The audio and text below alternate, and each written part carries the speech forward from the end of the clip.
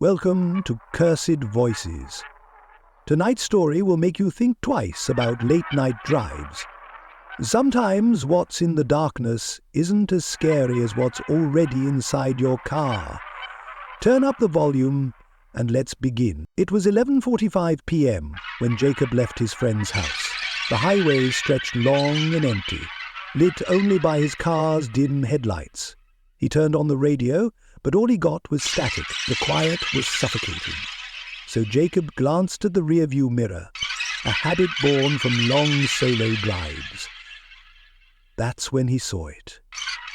A shadow in the back seat. He froze. It wasn't there when he got in the car. His hands tightened on the steering wheel as his breathing quickened. Trying to convince himself it was nothing, he flicked on the cabin light. His granddaughter had been stabbed in the chest.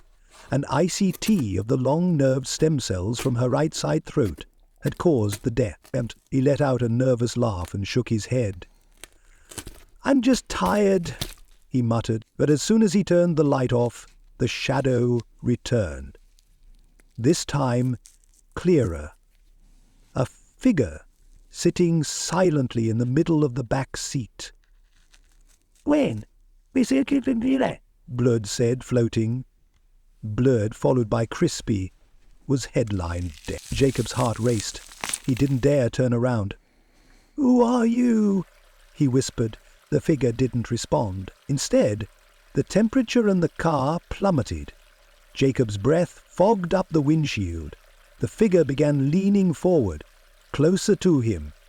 Jacob could feel cold breath on his neck.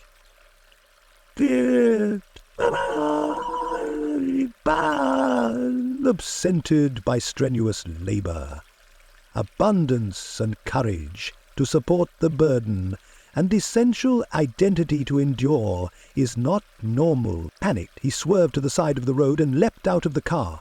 He shined his phone's flashlight inside. The back seat was empty.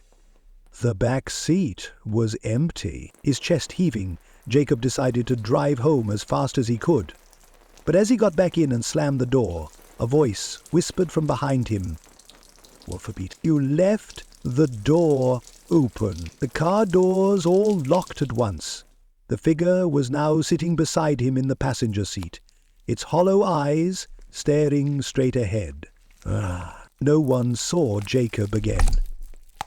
The next morning, his car was found idling by the side of the road, empty except for the faint imprint of a hand on the frosted passenger side window.